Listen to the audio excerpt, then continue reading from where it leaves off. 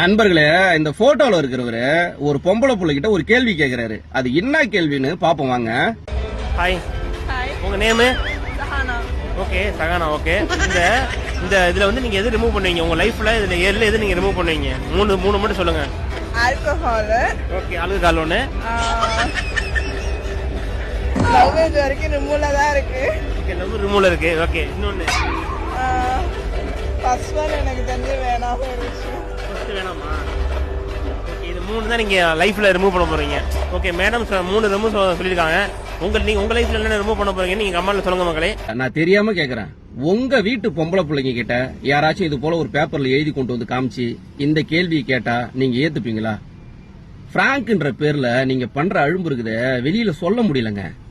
ஒரு பொம்பளை பிள்ளைகிட்ட என்ன கேள்வி கேட்கணும் அந்த கேள்வி கேளுங்க. அவன் தான் அறிவில்ல அந்த கேள்வி கேட்கறான். அந்த பொம்பளை பிள்ளைய பாருங்க, சிரிச்சுக்கிட்டே பதில் சொல்லுது. இது போல அனாவசியமான கேள்வியை யாராச்சும் கேட்டா அவாய்ட் பண்ணிட்டு எட்ட போங்க. அதுதான் ஒரு பொம்பளை பிள்ளைக்கு நல்லது. முதல்ல இது போல ஒழுக்கமற்ற செயலை வந்து பப்ளிக்ல செய்யாதீங்க.